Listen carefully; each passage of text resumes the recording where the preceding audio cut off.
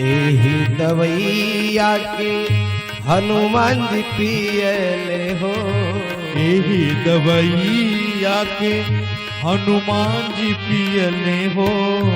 एही दवैया के हनुमान जी पियले हो।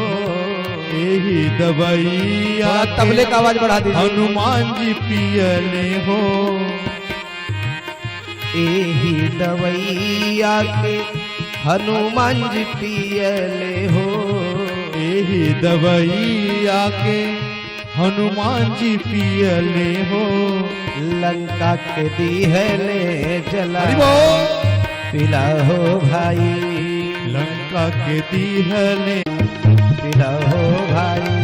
राम ही नाम के दवाई पिला हो भाई। श्याम ही नाम के दवाई पिला हो भाई। श्याम ही नाम के दवाई पिला हो भाई।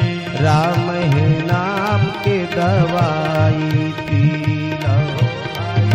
राम ही नाम के दवाई पिला हो भाई। राम ही नाम के दवाई पिला हो भाई।